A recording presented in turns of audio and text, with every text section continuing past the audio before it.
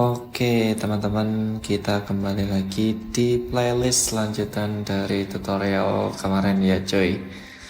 Nah, sebenarnya untuk hari ini, kebetulan kita akan coba lanjutkan tentang setelah kemarin kita sukses untuk instalasi untuk Laravel-nya.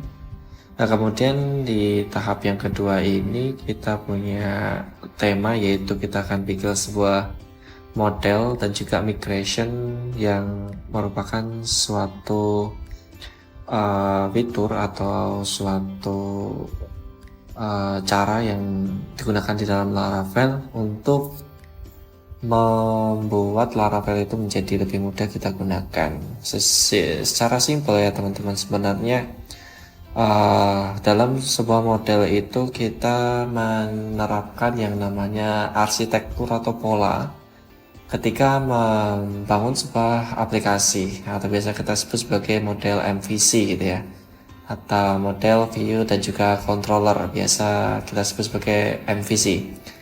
Tapi biasanya kalau model itu berisi dengan kode-kode yang disitu berhubungan dengan database. Nah, sedangkan kalau tentang migrasi atau migration itu merupakan sebuah version control berasal dari database. Nah, dengan adanya migrasi ini kita dapat membuat sebuah skema table dan juga field, teman-teman, dan disitu lebih praktis dan mudah dibandingkan kita harus bikin secara manual di dalam database kita. Nah, langkah selanjutnya kita langsung saja ke praktis cara penerapannya bagaimana. So, teman-teman jangan lupa buka code editornya seperti biasa. Kebetulan saya menggunakan yang namanya Visual Studio Code. Nah, ini adalah file seperti yang kemarin di pertemuan pertama. Di sini kita jalankan seperti biasa, yaitu PHP artisan serve. Lalu jalankan enter dan pastikan dia jalan di server yang serupa seperti kemarin di localhost 8000. Ya, kita kembali ke sini, coba kita refresh saja localhost 8000. Oke. Berjalan dengan baik ya. Oke. Nah, sebelum itu coba teman-teman split ya di dalam terminal ini menjadi dua. Tujuannya buat apa? Satu, untuk jalankan servernya. Yang kedua, local servernya. Yang kedua, kita jalankan untuk instalasi dependensi yang akan kita gunakan. Contoh seperti halnya kita nanti akan migrasi dan lain sebagainya. Tapi perlu teman perhatikan, langkah pertama itu ada yang namanya konfigurasi koneksi ke dalam database. Nah, hal pertama yang perlu kita lakukan adalah koneksikan database kita di dalam konfigurasi Laravel ini. Yang pertama, teman-teman coba cek ke ke kursornya saya di titik env atau .env, file env ini, teman-teman klik saja. Seperti biasa ini kita close saja. Nah, di sini akan ada banyak kayak env yang udah dibikin oleh render defaultnya. Teman-teman nggak usah bingung ini apa maksudnya. Pertama saya akan jelaskan. Nah, untuk tahapan ini sebenarnya kita butuhkan adalah nama database sama DB username-nya, ya kan? Coba kita cek. Nah, di sini database-nya namanya Laravel. Kemudian ini username-nya root, password-nya kosong. Nah, sebenarnya untuk Laravel-nya ini kita ubah saja, teman-teman. Ini adalah nama default yang diberikan, tetapi di sini mungkin saya akan kasih nama mungkin gini ya, dinamis web, gini ya, praktek web Laravel 9 gitu ya. Nah, nama database kita seperti ini, praktek web Laravel 9, pakai min atau dash. Username-nya kebetulan saya pakai root, passwordnya kosongin saja. Kalau teman-teman pakainya MySQL, itu pasti seperti ini settingannya. Kalau defaultnya itu username-nya pasti root, kemudian DB passwordnya kosongin saja. Nah, kita udah bikin nih untuk konfigurasi di .env-nya. Sekarang untuk tahapan selanjutnya cukup mudah. Teman-teman jangan lupa jalankan exam pp atau control panelnya untuk jalankan server ke database-nya. Nah, di sini mungkin teman-teman kalau misalkan belum terinstall, mungkin saya close dulu dan akan kutunjukkan kepada teman-teman cara installnya itu seperti apa. Coba kita klik aja seperti ini aja, exam pp gitu aja ya, for Windows gitu. Kalau kebetulan saya pakai Windows, nah di sini ada banyak ya, tapi pilih yang paling atas, yaitu di webnya apachefriends.org. Nah di sini akan ada banyak, ada for Windows, Linux, dan juga macOS. Sesuaikan dengan sistem operatingnya teman-teman masing-masing. Kebetulan saya juga pakainya Windows.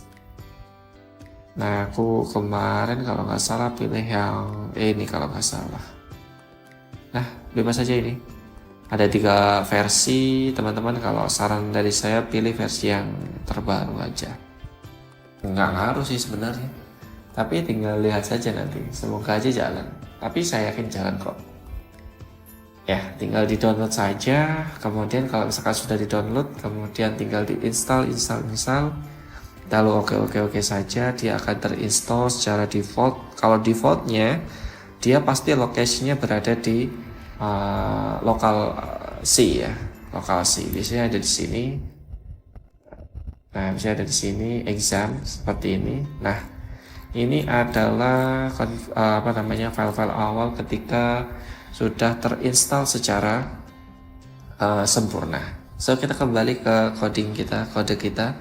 Jangan lupa teman-teman buka langsung saja exam control panelnya, lalu jalankan. Lalu start aja untuk Apache dan juga MySQL-nya. Oke, teman-teman, seperti ini. I'm so sorry tadi sempat ada MySQL shutdown unexpectedly. Tapi tadi sebenarnya saya nanti kalau misalkan teman-teman jumpain seperti ini, nanti suatu saat biasanya kalau pakai MySQL atau XAPP itu pasti jumpain yang namanya shutdown and unexpectedly seperti ini. Kadang itu disebabkan karena port yang bertabrakan. Nah, udah itu aja sih sebenarnya. Tapi kalau misalkan ini udah jalan hijau semua dan portnya ada, PID-nya juga ada, teman-teman klik aja yang admin ini ya. Klik aja. Nah, admin itu dia akan mengarahkan ke halaman apa? Yap, ke halaman database-nya. Kita tunggu aja sebentar. Nah, dia mengarahkan ke halaman database. Teman-teman tunggu sampai benar-benar dia itu terbuka. Nah, di sini pastinya kosong, untuk database-nya masih kosong. Nah, untuk saat ini saya akan bikin sesuai dengan nama ini, yaitu praktek web Laravel 9. Klik aja, copy, lalu kita buat new di sini ya. New nama database-nya seperti ini, lalu create. Nah, untuk ininya kita kosongin saja. Yang penting Laravel kita tahu nama database kita itu apa. Strukturnya nanti akan di-generate dengan menggunakan migrasi yang seperti tadi saya jelaskan sebelumnya. Close aja bagian env-nya, kemudian welcome plate.php-nya juga hapus saja. Dan selanjutnya yang akan saya ajarkan ke teman-teman, kita sudah membuat database, kemudian kita akan bikin model teman-teman, dan juga migrasi ke dalam dengan menggunakan Laravel kita. Kita buka lagi terminal kita. Nah, langkah selanjutnya teman-teman ketikkan ini aja, php artisan, kemudian make .2. Nah, untuk model aku mau bikin model post. Nah, kita akan coba terapkan CRUD pertama. Model yang akan saya bikin adalah post. Nah, jangan lupa di sini teman-teman untuk postnya itu kita gunakan yang namanya struktur camel case. Kenapa pakai camel case? Karena ada alasan tersendiri untuk Laravel untuk generate bagian model seperti ini. Lalu enter saja. Nah, di dalam apa namanya, ketika kita tuliskan seperti ini, kalau misalkan sudah ada yang namanya create successfully, berarti benar-benar dia sudah tergenerate secara apa namanya dinamis atau secara otomatis oleh si artisan Laravel ini. Nah, untuk apa namanya posisinya itu ada di mana, teman-teman bisa cek aja di bagian database, kemudian ada migrasi. Nah, kalau teman-teman perhatikan, nah di sini ada create personal dan ada banyak ya. Nah, untuk yang tadi kita udah generate itu adalah yang paling bawah ini, create postable.php. Teman-teman buka aja. Nah, dia akan diarahkan dengan tampilan seperti ini. Sorry. Nah, kita close dulu. Oke. Tampilannya seperti ini. Defaultnya seperti ini. Nah, kenapa ini kok namanya ada kayak 2024 dan lain sebagainya ini? Sebenarnya timestampnya dia tergenerate secara otomatis, jadi nggak usah kita khawatirkan.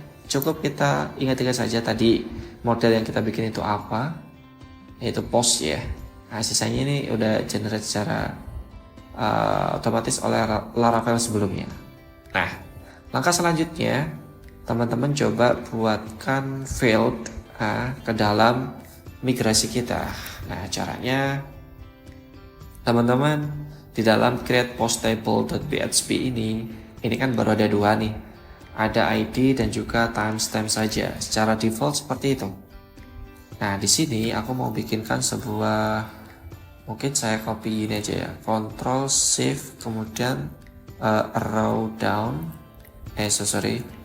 Alt Shift arrow down seperti ini. Aku mau bikin 3, aku mau tambahkan 3 ya. Nah, di dalam sini aku mau tambahkan table, kemudian yang pertama aku ada string ya, teman-teman di sini. Yang pertama dia akan menampung image. Yang kedua ada string juga untuk menampung apa? Ya betul, kita menampung judul aja untuk biasanya. Nah, yang ketiga kita ada teks untuk menampung kontennya. Berarti tipe teks kita aja ya. Kemudian isinya jangan lupa pakai petik ya, atau .2 sih sebenarnya juga bisa, dengan menandakan dia itu sebagai nilai string yang harus dipenuhi. Nah, sebenarnya dengan data yang kita berikan tadi, image, title, dan juga konten, itu nanti kita akan generate ke dalam database kita secara otomatis. Kenapa otomatis? Karena nantinya kita akan jalankan migrasi. Nah, sebelum saya migrasikan teman-teman ya, di sini langkah yang terakhir sebelum kita migrasikan, kita perlu mengkonfigurasi mesh assignment-nya. Karena apa? Field atau kolom yang udah kita tambahkan ke dalam migrasi itu sebenarnya tidak akan pernah menyimpan data ke dalam database sebelum kita konfigurasi mesh assignment-nya ke dalam model kita, teman-teman. Nah, sebelum itu coba teman-teman bikin sebuah model, buka dulu modelnya yang sudah kita bikin sebelumnya, kemudian add models post yang kita udah generate secara otomatis tadi ke dalam migrasi tadi. Ketika kita bikin PHP artisan tadi kan udah ada tuh 2 itu ya, model post PHP, kemudian ada migrasi dan lain sebagainya. Ada 2 file yang dibikin secara otomatis. Nah, di dalam file ini teman-teman cuma bisa nambahkan konfigurasi mesh assignment-nya dengan menuliskan protected variable ya. Nah, sebenarnya untuk bagian ini teman-teman cuma tuliskan gini aja, protected kemudian $variable